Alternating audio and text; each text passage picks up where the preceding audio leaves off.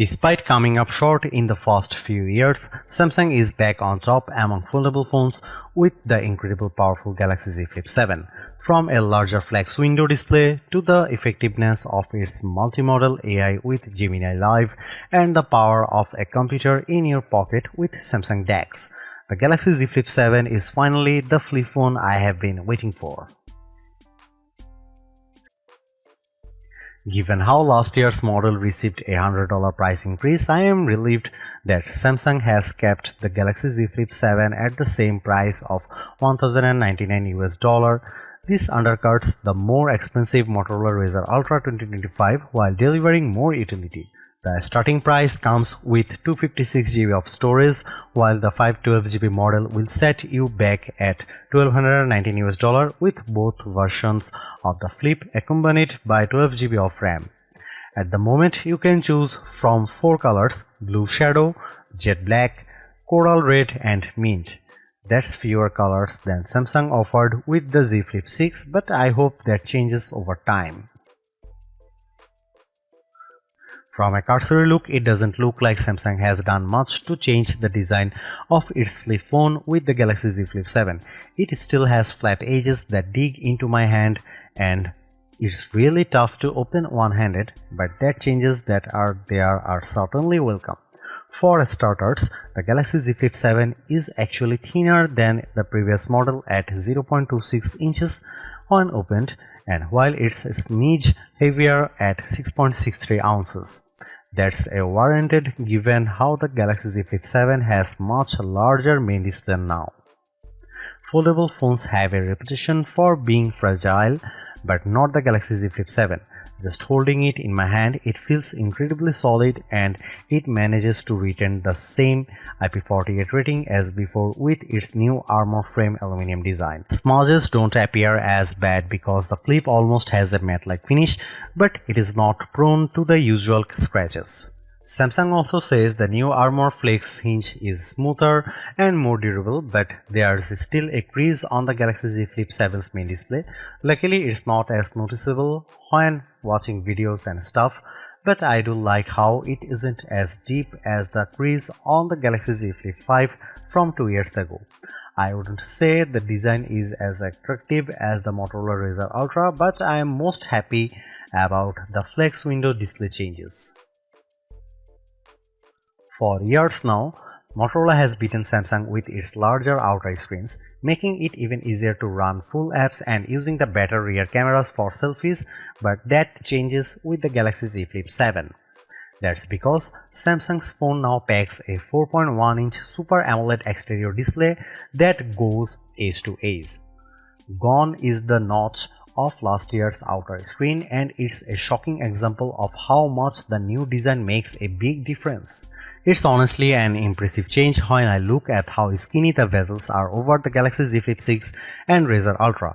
Having more room makes everything better, like catching up on my emails, playing games, and especially recording video of myself.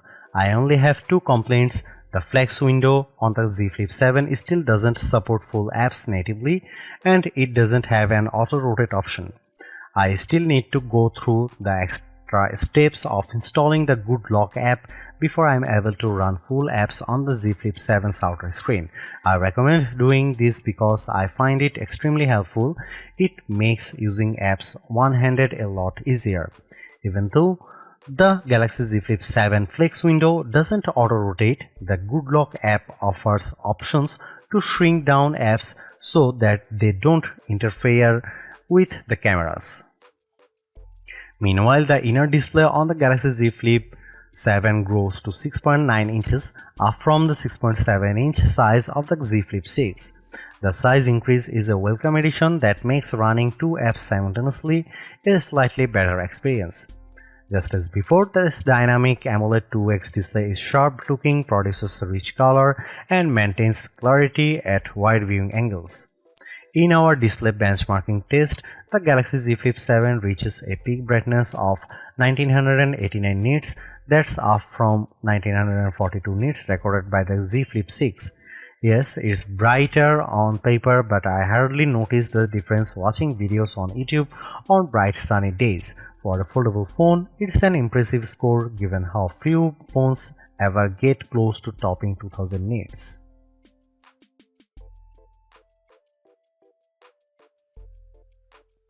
Sadly, Samsung doesn't give the Galaxy Z Flip 7 any big upgrades like what it does with Galaxy Z Fold 7. I am disappointed for sure because the Galaxy Z Flip 7 specs hint at the same exact cameras as before, a 50 megapixel main sensor, 12 megapixel ultra wide and a 10 megapixel selfie. Even their apertures are identical to the Z Flip 6, which leads me to suspect that any improvements will be driven largely by the phone's updated Pro Visual engine. However, I will say the Z Flip 7 is the best camera phone for creators due in part of the utility of its flex modes. When you shoot photos and videos as much as I do professionally, you will appreciate how these modes make it much easier to get the shots you want. Samsung offers the most robust camera software out there. The Z Flip 7 has everything I want like manual video controls, portrait mode, LOG recording, and much more. These are tools much like on my mirrorless camera, making the Z Flip 7 the most versatile camera phone around. In fact, I argue it's even better than the Z Fold 7 because of its flip style design, but it also helps if the flip can take excellent photos and videos. Here are some camera samples of the Samsung Galaxy Z Flip 7.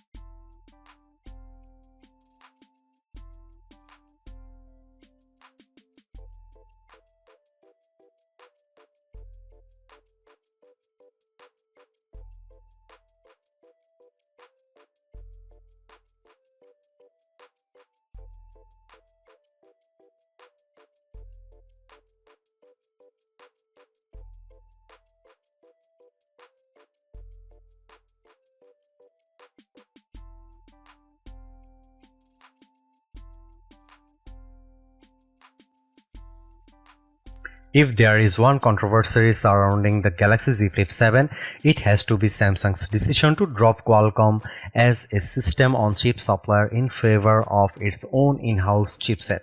The Galaxy Z Flip 7 is powered by a deca-core Exynos 2500 chipset, which is manufactured using a 3nm process.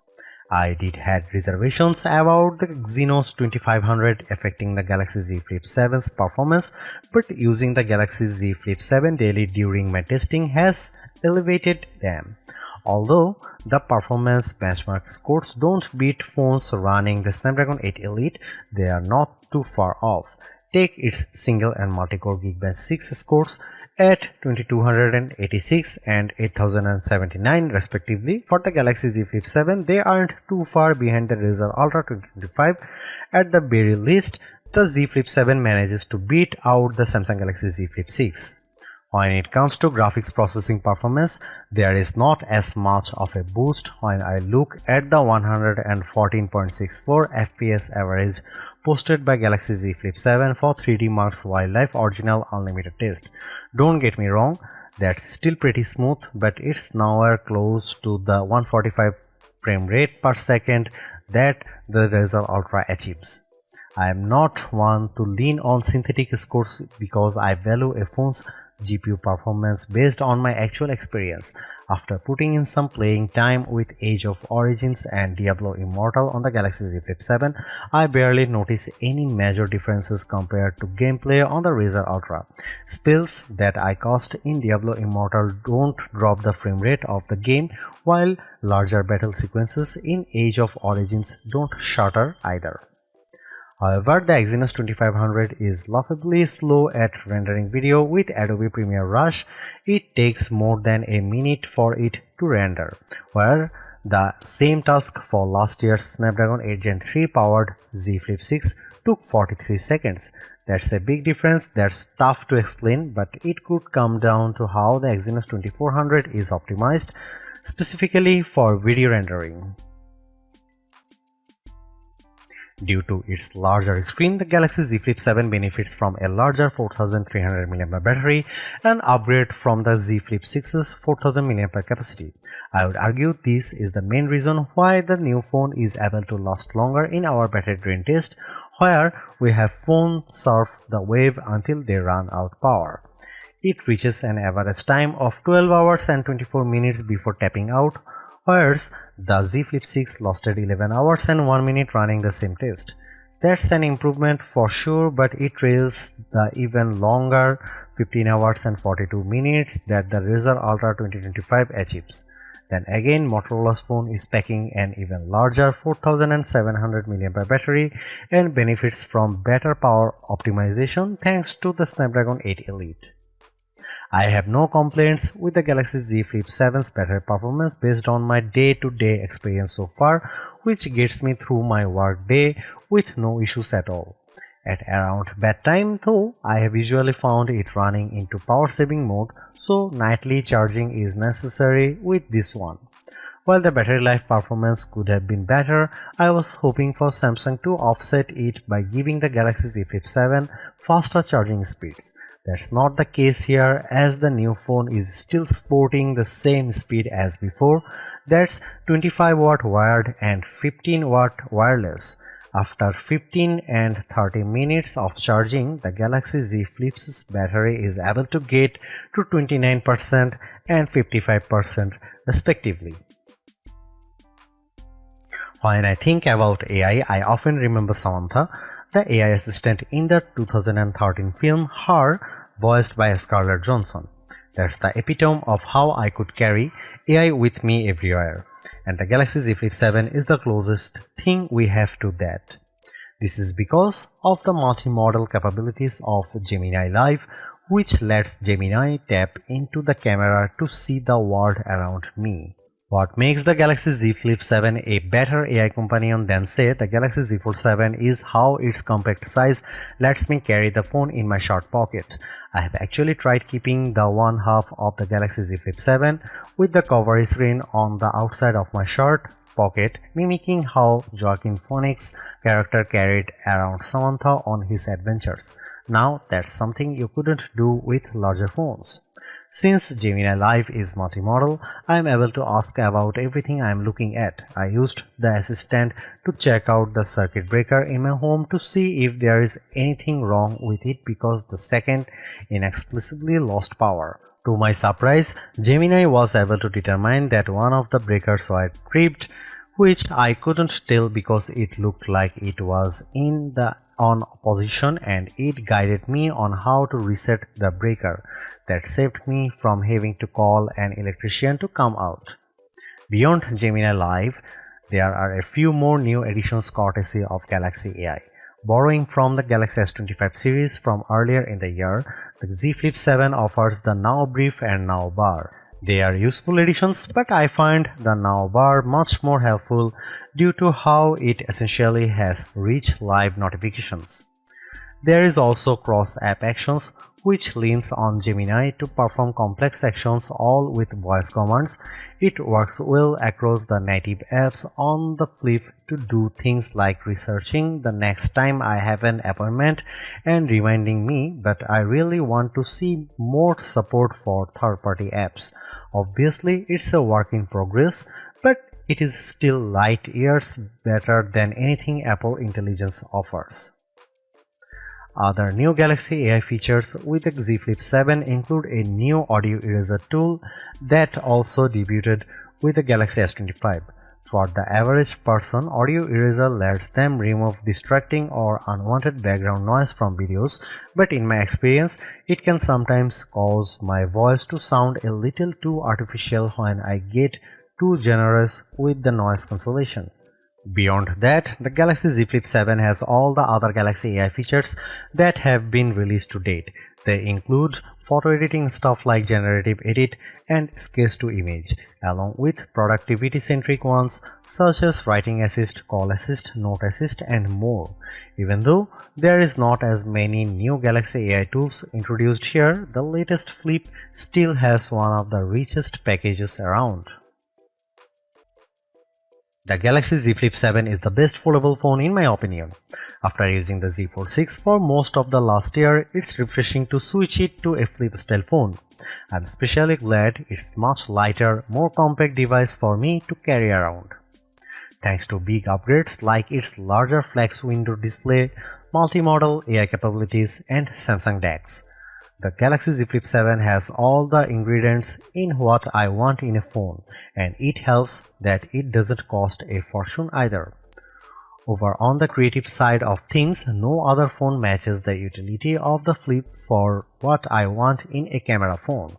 Although the camera performance is barely improved from the Galaxy Z Flip 6, its rich camera app and handy flex window display make it more powerful to use. Motorola has dominated the flip phone scene for the last couple of years now, and while the Razr Ultra 2025 is a super upgrade, the Galaxy Z Flip 7 convinces me that Samsung is back on top. I would even recommend getting it over other $100 priced flagships like the Pixel 9 Pro or iPhone 16 Pro. Those phones in no way can match the utility of the Galaxy Z Flip 7.